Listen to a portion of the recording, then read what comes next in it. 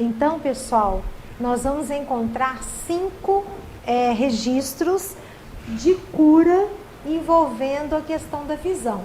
Nós vamos encontrar a cura do cego de nascença, a cura do cego de Jericó, o Bartimeu, né? A cura de um que era cego e ao mesmo tempo mudo, a cura de 2 cegos, alguns registros trazem mais de 2, e a cura do cego de Betsaida. Então a gente escolheu o cego de Betsaida, acompanhando a narrativa de Marcos. Então ele começa dizendo para nós que Jesus chegou com seus discípulos à cidade de Betsaida. É muito interessante a gente estudar as passagens evangélicas colocando uma moldura. Que moldura é essa? A gente fazendo algumas perguntas, né?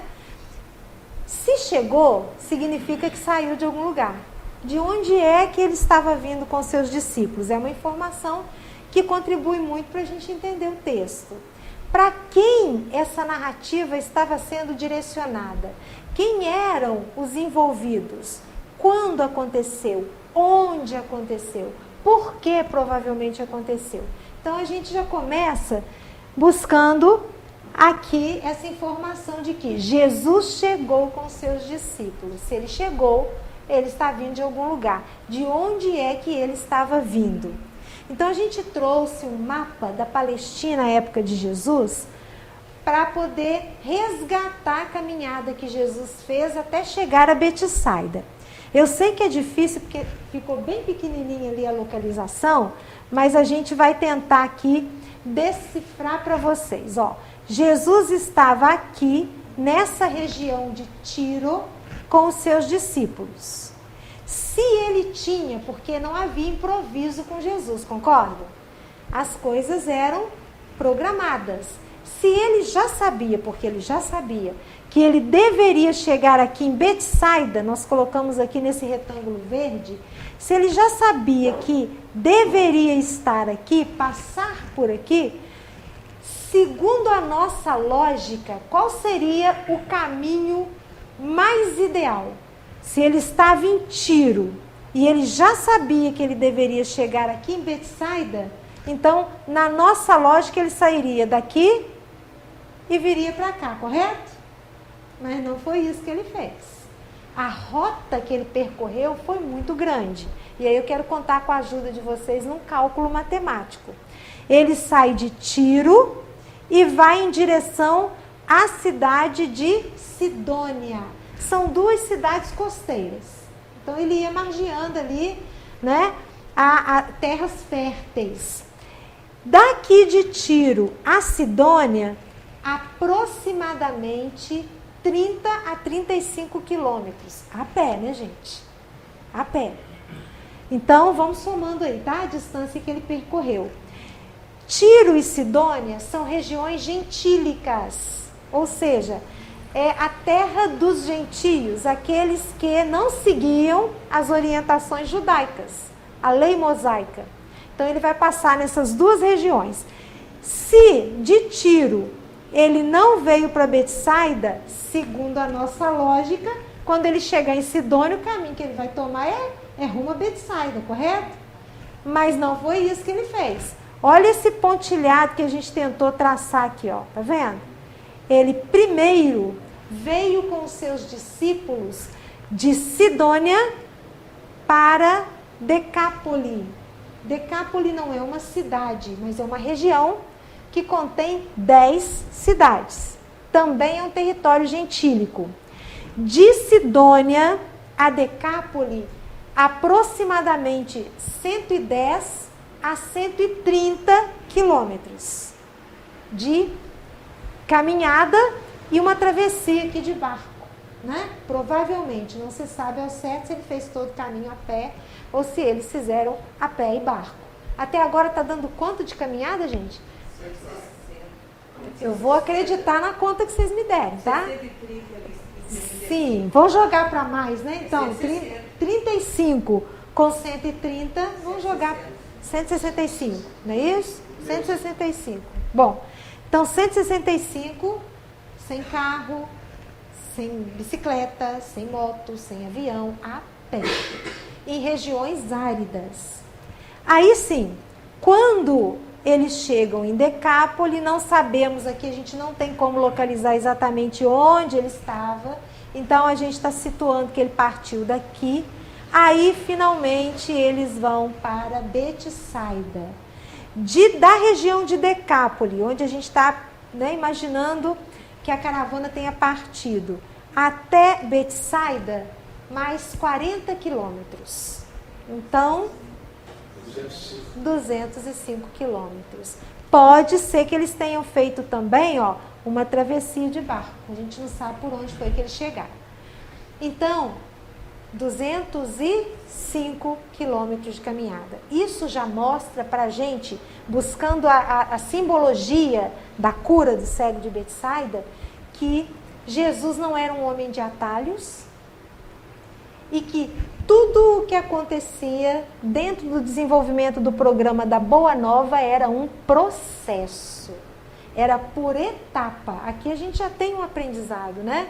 A gente às vezes quer pensar aqui para chegar lá, mas o tempo todo a gente precisa estar atento que para chegar lá eu preciso ir vencendo etapas, processo, sem precipitação, sem imediatismo. E aí então ele chega em Betsaida, aqui sim, aqui é um território extremamente judaico. Betsaida, o nome Betsaida significa casa da pesca ou casa do pescador. Betsaida é uma região de porto, vamos dizer assim. Então é uma região de transição. Chega muita gente e sai muita gente. E porque é uma região de porto, é uma região que recebe em primeiro lugar tudo o que vem de fora, é uma região, conforme a gente busca lá nos registros dos textos evangélicos, que tinha em relação às demais um acesso muito grande à questão da educação, não para mulheres, né, gente? A gente está lá à época de Jesus, mas tinha muito acesso à informação, a conhecimento, à educação. Betsaida foi uma das regiões que mais contou com a presença de Jesus. Uma boa parte das curas que Jesus realizou, ele realizou em Betsaida. De lá saíram 3 discípulos, André, Filipe e Simão Pedro. E Betsaida, ao lado da cidade chamada Corazim, talvez vocês vão se lembrar, foi aquela cidade que recebeu a advertência mais grave de Jesus por conta de todos os recursos que ela tinha e não aproveitava. A presença constante de Jesus, ter sido berço de 3 discípulos, ter presenciado diversas curas e ser uma região com grande acesso à informação, ao conhecimento, mas uma região de muita resistência à transformação. Era uma região muito fechada em conflitos, em preconceito, em discriminação. Aí Jesus vai dizer a Betsaida: ai de ti, ó Betsaida. Só quando começa falando assim já dá um arrepio, né, gente? Ai de ti, já dá um medinho, né? Ai de ti, ó Betsaida, porque se Sidom ou Sidônia e Tiro tivessem metade dos acessos que vocês têm, eles já teriam se arrependido, quer dizer, já teriam emendado, né? Jesus, em outras palavras, está dizendo: vocês têm tudo e não aproveitam o que têm. E é ali que acontece a cura do cego de Betsaida. Se lembram que a gente falou que registradas, com certeza existem outras, mas registradas são 5 curas envolvendo a visão? Dessas 5 curas, é sensacional a gente perceber isso. Cada uma delas tem um propósito. Nenhuma foi igual à outra. Nenhuma. Existe um propósito pedagógico de Jesus ao realizar as curas. Porque ele não realizava a cura só para curar, né, gente? Então, a do cego de Betsaida, como as outras, mas essa em especial, fala muito do momento em que nós estamos vivendo. Vamos ver por quê. Então ele chega lá e ali, em Betsaida, nesse contexto que a gente situou, Algumas pessoas trouxeram até ele um homem cego e pediram que o tocasse. É uma observação que precisa ser feita. Poucas vezes Jesus tocava para curar. Geralmente ele impunha as mãos, né? Então poucas curas aconteceram com toques. Ele era tocado. Se lembram da mulher hemorroíça que tocou nas vestes, né? Então Jesus, olha que interessante, Jesus tomou o cego pela mão e o conduziu para fora da aldeia. Qual aldeia? Só para a gente pegar o gancho aqui. Betsaida. Em seguida, cuspiu nos olhos dele. Ele havia feito uma cura também com saliva e lodo, lá junto ao tanque de Siloé, do cego de nascença, né? Então aqui o cuspir demanda que ele estava bem próximo. O cuspir não é o ato de cuspir do jeito que a gente entende. Então ele cuspiu nos olhos dele e, em seguida, impondo-lhe as mãos, perguntou se via alguma coisa. Agora, olha o que é intrigante nisso aqui, das várias situações intrigantes que a gente tem nessa cura. O homem respondeu que via pessoas, mas que elas pareciam árvores andando. Ou seja, a sua visão havia sido parcialmente restaurada.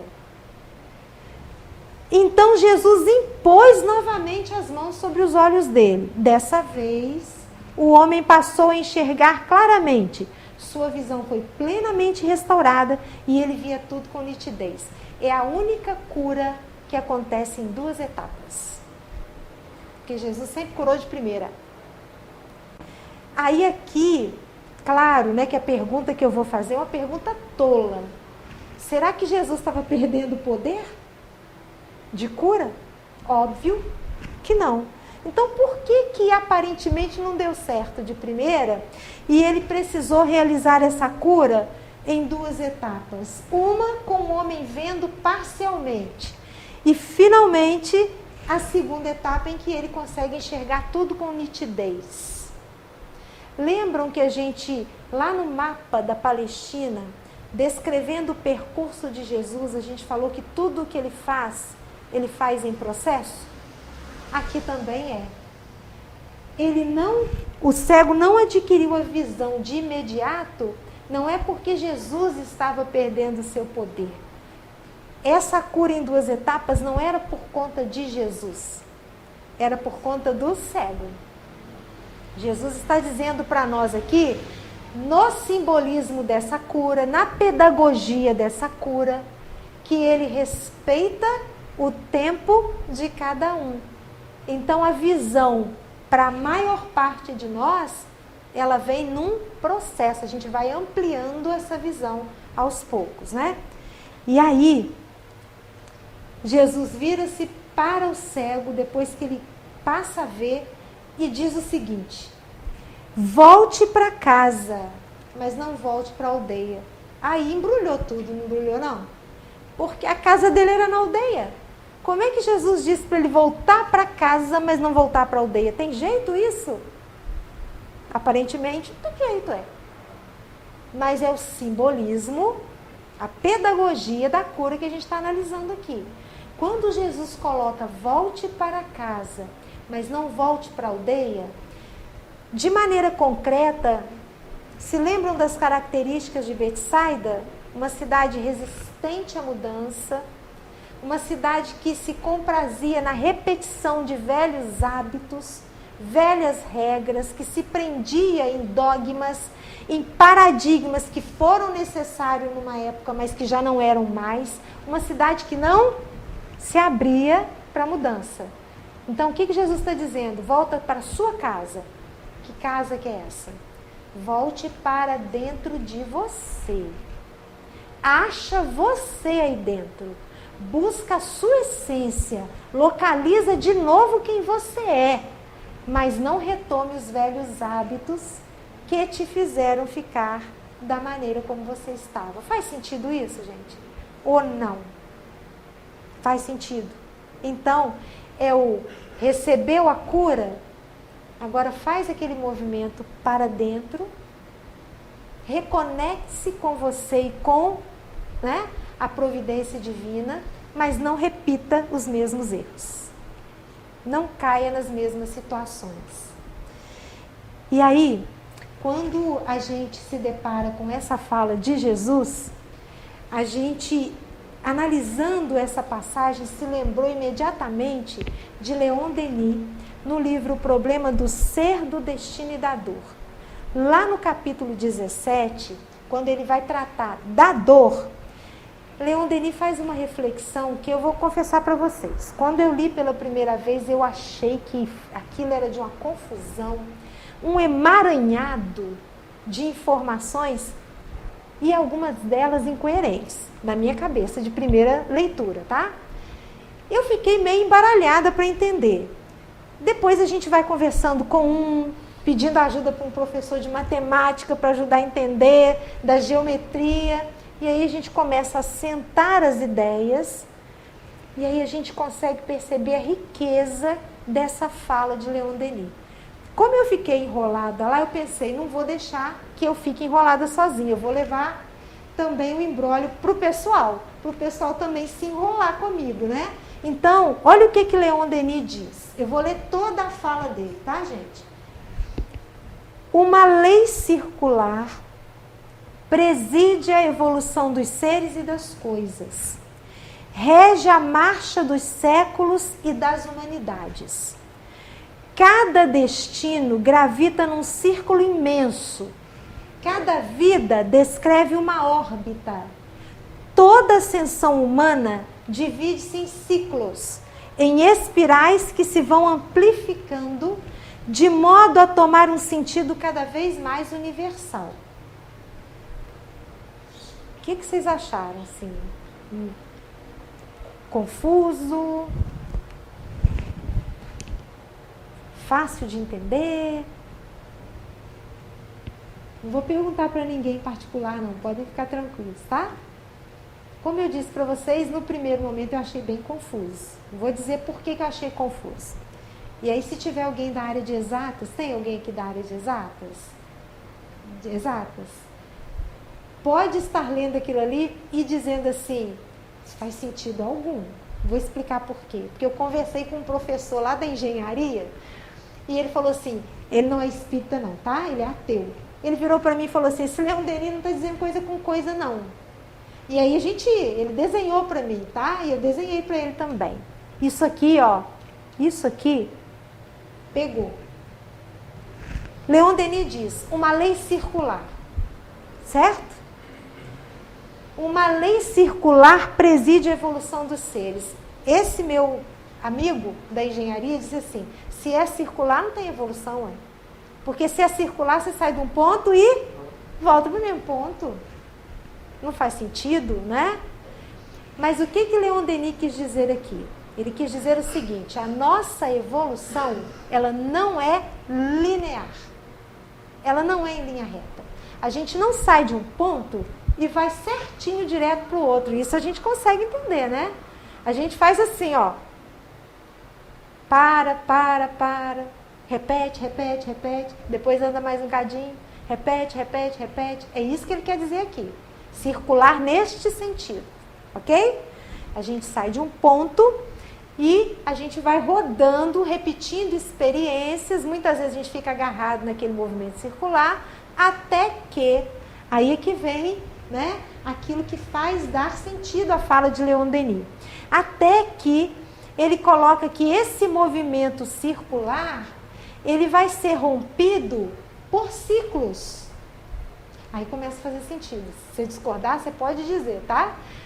Em ciclos. Por quê?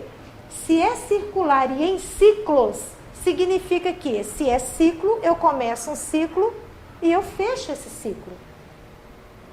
Faz sentido? E se eu fecho o ciclo, eu encerrei aquele ciclo, o movimento agora, ele não é só circular. Ele é um movimento em espiral. Em espiral. E aí esse meu amigo da engenharia falou, continua sem fazer sentido. Porque na espiral você não tem círculo. Aí eu fiquei bem orgulhosa de mim, tá? Porque eu expliquei para ele, presta atenção, eu fiz um desenho, tá, gente? Porque eu só consigo entender com desenho, porque eu não sou da área de exatas, eu tenho muita dificuldade. Então eu desenho, eu tenho que desenhar. Aí eu fiz o seguinte, né, esquema para tentar entender e discutir com ele. Eu falei, olha, quando ele diz que é circular, é nesse sentido aqui. Enquanto eu estiver fazendo esse mesmo movimento de repetição, eu tenho uma projeção circular na espiral. Uma projeção. A gente consegue enxergar.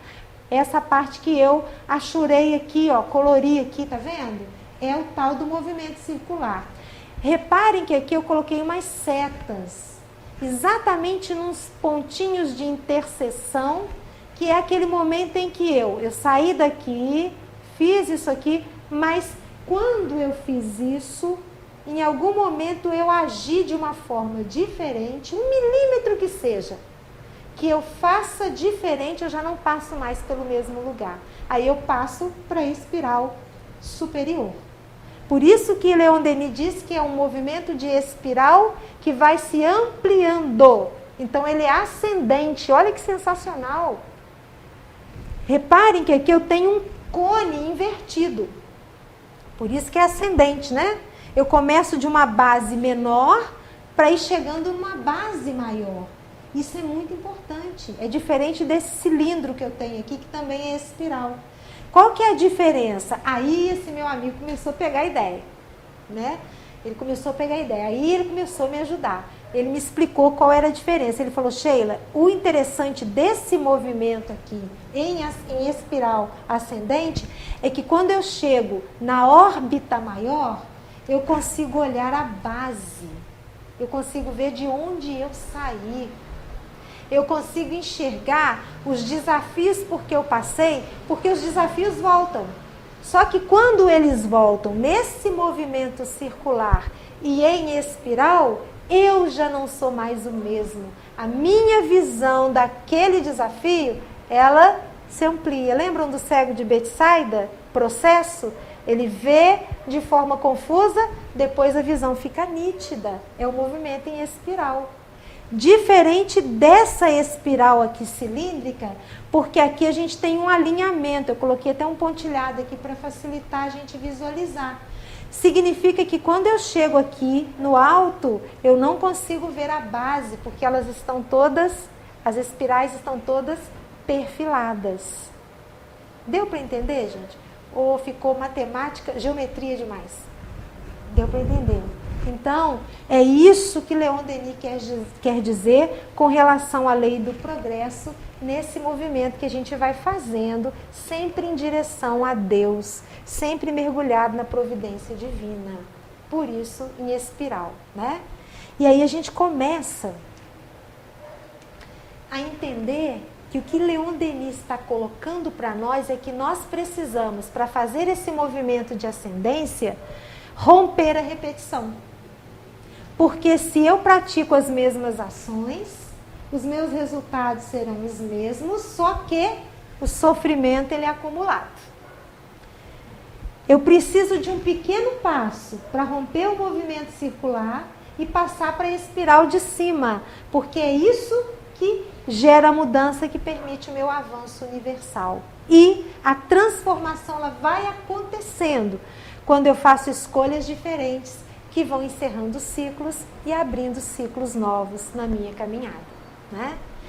E a gente entende que dentro desse processo de crescimento a gente esbarra em situações que nos desafiam muito, porque a gente, como diz Emmanuel, lá no livro Pensamento e Vida, a nossa tendência, gente, não é abraçar o novo.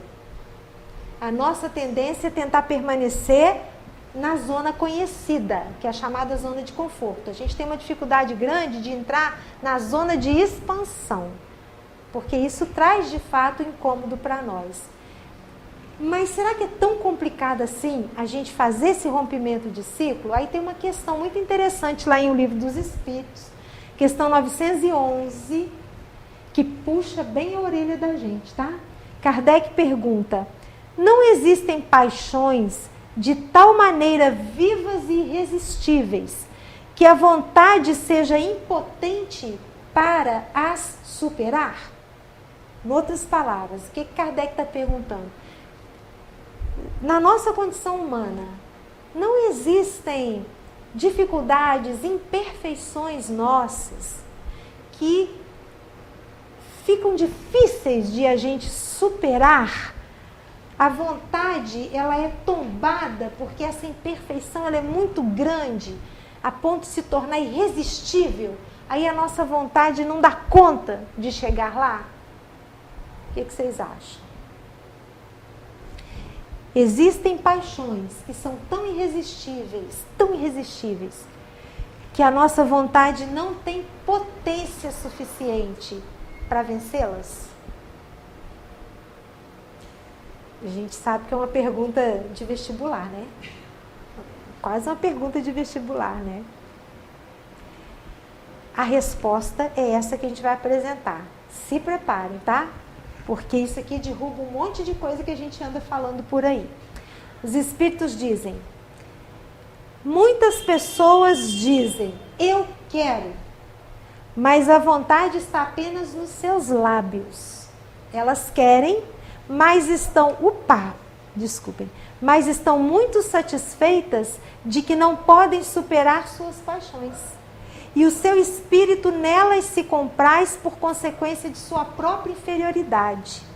Aquele que procura reprimi-las compreende a sua natureza espiritual. Vencê-las é para ele um triunfo do espírito sobre a matéria. Ou seja, vamos pegar aqui, né? O que eles estão dizendo? Sabe quando a gente vira para alguém, né? A gente admira uma coisa que a pessoa faz, por exemplo, nossa, fulano, queria tanto ser como você, no sentido de acordar 4 horas da manhã e sair para fazer atividade física. Ah, como eu queria ter essa disposição. Queria não. Porque se quisesse, faria. É isso que eles estão dizendo. Então, a gente tem que começar a policiar o que a gente anda dizendo, né? Ah, eu tinha tanta vontade de desenvolver o hábito da leitura. Acho que isso aí enquadra um pouco no querer mudança, mas não querer mudar. Isso. A gente quer o resultado, mas não quer o esforço para alcançar o resultado. Exatamente, né? É exatamente isso. Eu quero mudança, mas eu não quero o esforço da mudança. É isso que eles estão dizendo. E um outro ponto que a gente precisa tomar cuidado aqui é com o uso dessa palavra. Quando os espíritos dizem aquele que procura reprimi-las, não é a repressão no sentido que a psicologia trabalha, que é negativo. Reprimir não é bom, né? Esse reprimir aqui é no sentido de combater. É olhar, encarar, analisar, estudar, entender e combater. Não é tirar do consciente e jogar lá no inconsciente, não, porque isso não resolve, né? Aí a questão segue e continua. Então, o que a gente precisa é de vontade. A grande questão é, gente, essa que Jesus coloca para o céu. É isso que é: volte para casa, use agora a vontade, a persistência, para não voltar para a aldeia, para não repetir um movimento circular que não produz fechamento de ciclo, né? Para a gente começar a alinhar aqui o nosso fechamento, a lei de progresso de forma bem resumida, né? Ela se traduz então nessa fala de Leon Denis, nesse convite que Jesus coloca, nessa orientação, advertência que Jesus coloca para o cego de Betsaida. Mas a grande questão que a gente precisa parar para pensar é como trabalhar essa vontade e como entender esse nosso encaminhamento da lei do progresso no contexto em que a gente vive.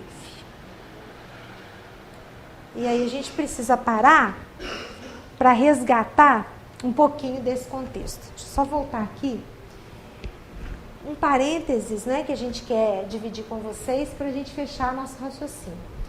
Existe um filósofo sul-coreano, nome sul-coreano é nome sul-coreano, tá, gente? É o Byung-Chul Han. Alguém já ouviu falar dele? A gente vai ficar só no sobrenome dele. Han, é mais fácil, né? Ele tem feito umas reflexões muito, muito oportunas a respeito da sociedade atual e elas vão ao encontro daquilo que a doutrina espírita coloca como sendo o mundo em transição. Ele vai dar um nome para a nossa sociedade que chama muita atenção. Esse nome sai daqui. Esse é um livro que ele inicialmente era um ensaio, era um texto maior, né? E ele transformou esse ensaio nesse livro que se chama, olha o título do livro, gente, A Sociedade do Cansaço. É uma expressão que está sendo bem, né? Bem divulgada. Ele que traz isso, a Sociedade do Cansaço. É muito interessante quando ele descreve o que é a Sociedade do Cansaço. Vamos ver se a gente se identifica nessa Sociedade do Cansaço. Porém, para que a gente consiga entendê-la, a gente precisa retomar a sociedade anterior a essa, que é nossa também, tá? Fiquem à vontade para levantar ou não as mãos. Quem aqui nasceu na década de 50? Levanta a mão. 60, 70, 80, 90, tem alguém? Para vocês já não vale, tá? Vocês já são totalmente a sociedade do filósofo sul-coreano. Agora, 2000 não tem não, né, gente? De 80 para trás, nós estivemos, vocês pegaram a infância só, né? Mas nós estivemos integralmente num tipo de sociedade, os nomes são o que menos importa, tá, gente? Eu vou dizer os nomes para a gente acompanhar o raciocínio do autor, mas esse para nós não tem importância. Nós somos de uma sociedade que ele denominou de sociedade imunológica. Por que ele faz isso? Porque ele fala que com o passar do tempo, as sociedades vão adoecendo de maneira diferente. Então, 50, 60, 70, 80, essencialmente a gente viveu numa sociedade que ele chama de imunológica, porque ele usa uma comparação com a biologia.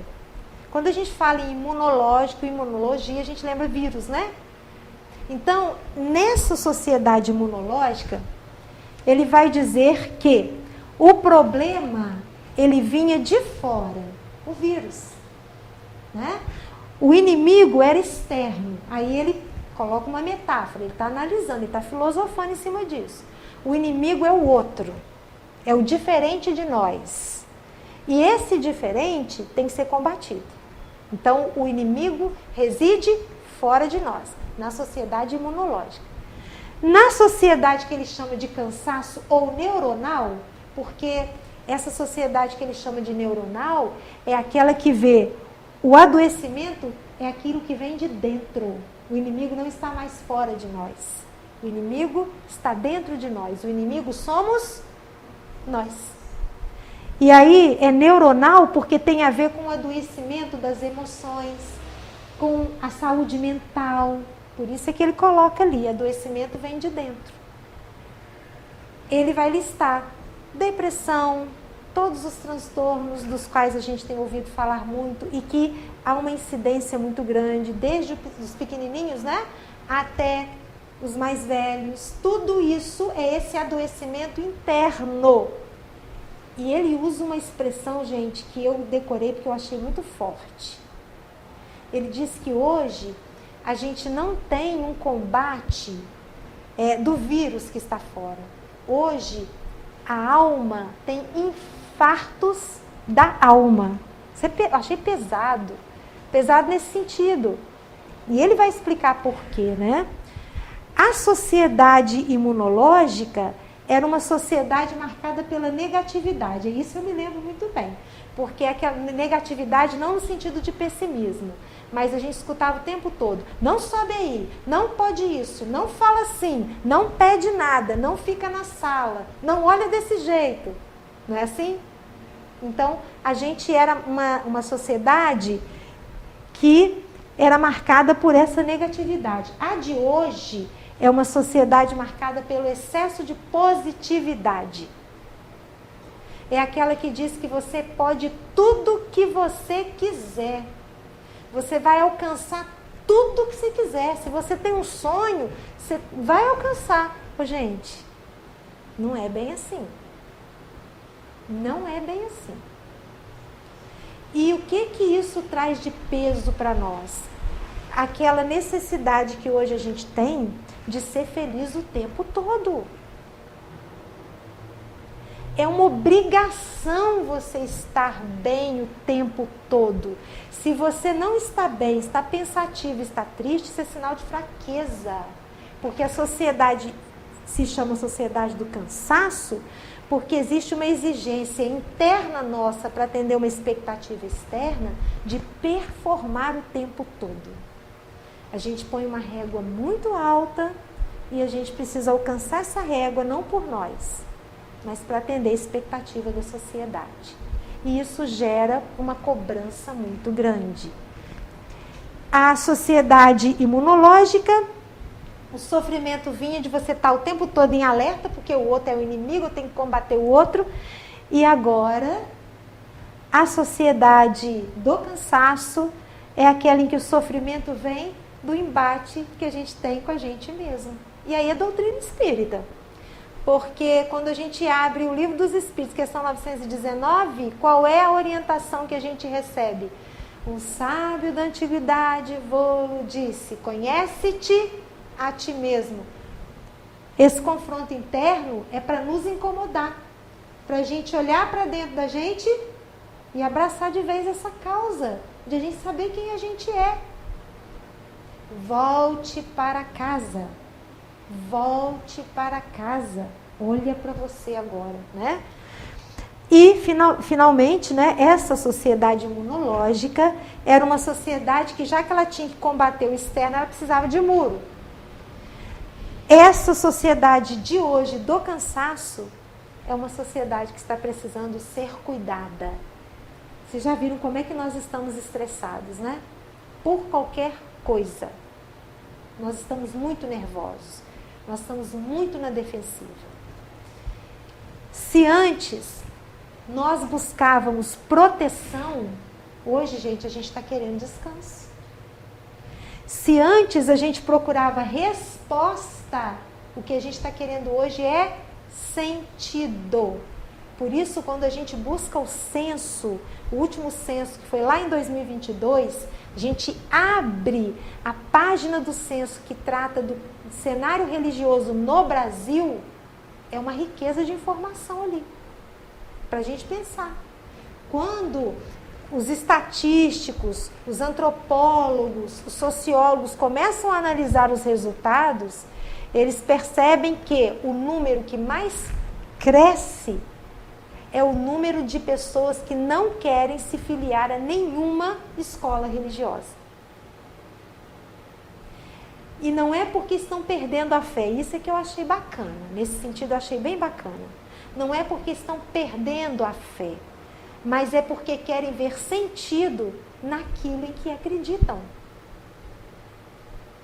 Não querem mais aquele Deus que é um Deus territorializado, um Jesus que está dentro de um quadrinho, que é Deus aqui, no dia a dia, lá no trabalho, lá na discussão dentro de casa, quer entender Deus, Jesus nesse sentido.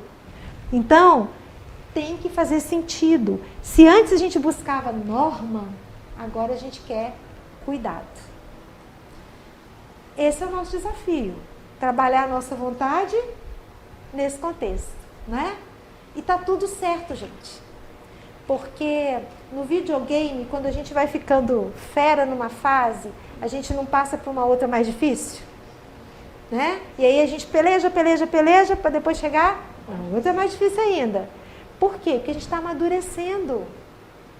Então, o tempo não está ficando pior. Na verdade, está apertado, né?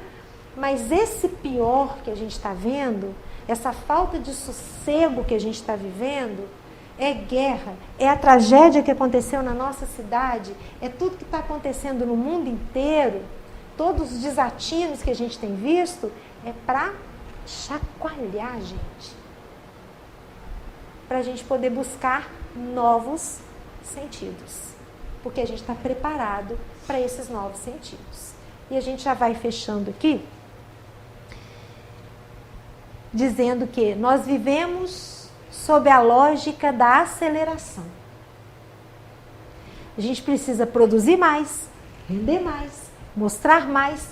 E o que é triste, inclusive espiritualmente, a gente está querendo, né, bater meta, mostrar que a gente dá conta mais que o outro, né?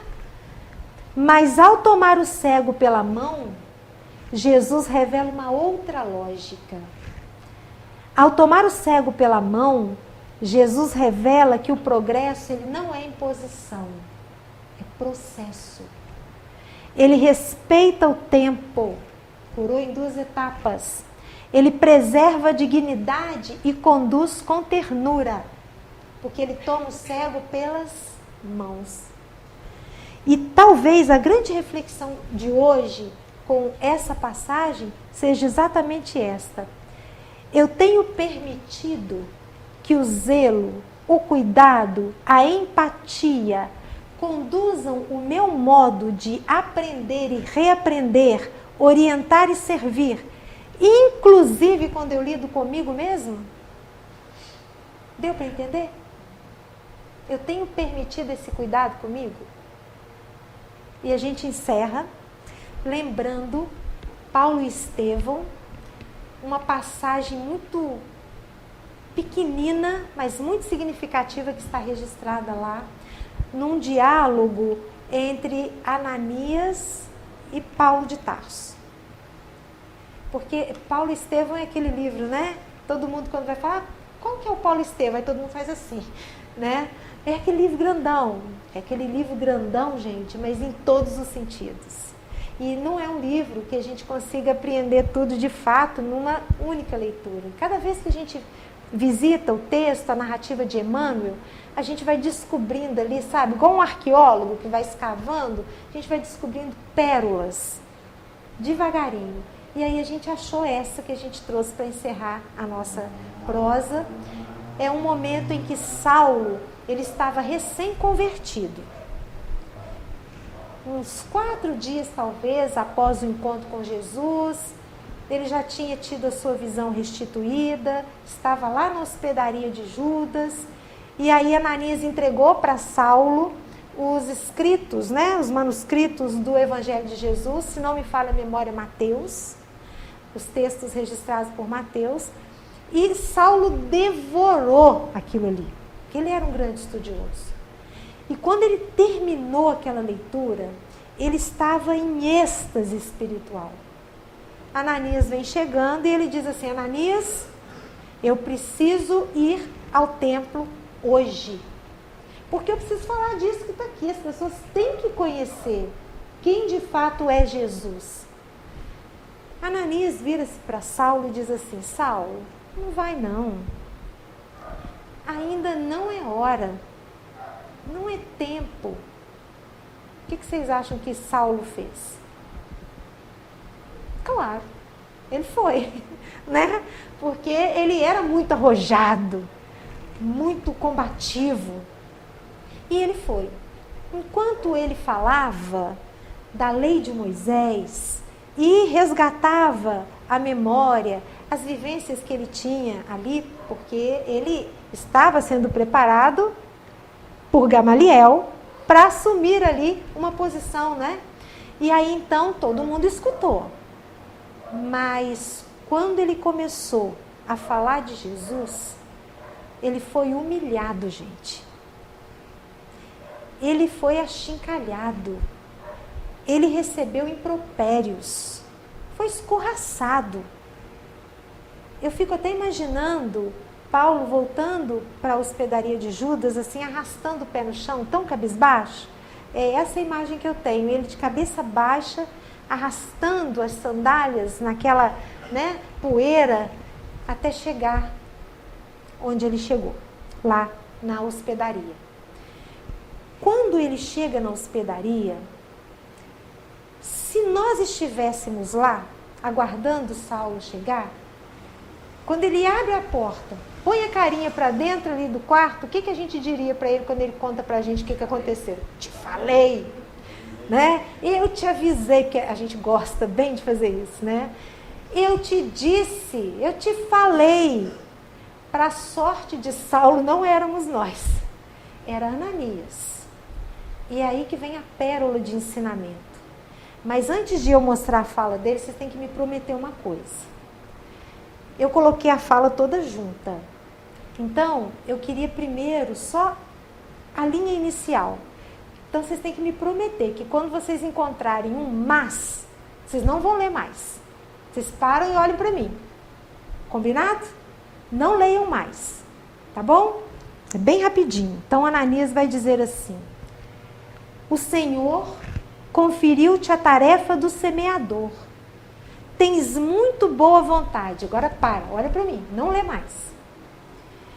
O que ele quis dizer? Saulo vinha derrotado. Se ele começa a dar um sermão, será que teria eficácia? Não, porque o canal de comunicação de Saulo estava fechado. Ele estava fechado na dor. O que Ananias faz? Ele levanta o moral de Saulo dizendo assim: o Senhor conferiu-te a tarefa de semeador. Em outras palavras, Saulo, você é o vaso escolhido. E você tem muito boa vontade. Olha só, gente. Ele articula o de positivo, porque aí sim, quando Saulo ouve isso, ele está pronto para escutar agora a advertência necessária que vem. Mas, que faz um homem recebendo encargos dessa natureza? Antes de tudo, procura juntar sementes em seu mealheiro particular, para que o esforço seja profícuo. Ou seja, Saulo, você é o vaso escolhido, mas você não tem sementes no seu embornal, porque contra a sua fala está toda a sua vida até aqui. Ninguém vai acreditar em você. Você precisa juntar essas sementinhas. E foi o que ele fez. Tanto que de perseguidor, ele passou a ser perseguido. E aí então, ele alcança aquilo que Ananias diz, que é tornar o esforço dele um esforço que não é perdido, mas um esforço que é produtivo. Então, pessoal, eu acho que essa fala de Ananias, ela cabe muito no nosso coração. Nós estamos todos aí nos embates externos da sociedade imunológica na qual nós vivemos uma boa parte, mas junto com as meninas ali da década de 90, né? As de 90, na sociedade de cansaço, né? Nós estamos extremamente cansados, mas vem Ananias e diz pra gente assim: tem problema não, junta a sementinha no mealheiro, porque o esforço que você está fazendo, ainda que aparentemente pareça que não está dando resultado, ele vai dar resultado, porque Jesus fala o tempo todo, é processo. A pressa é nossa, não é do Cristo. A gente não pode perder tempo se debatendo no movimento circular. A gente tem que fazer 1 milímetro diferente para mudar para a espiral de cima. Mas nós não estamos sozinhos. É isso, pessoal. Que Jesus possa nos abençoar, né? Que a gente mantenha a firmeza, mesmo na fragilidade, para vencer um dia de cada vez. Porque a gente só tem certeza do minuto que a gente está vivendo, a gente sabe disso.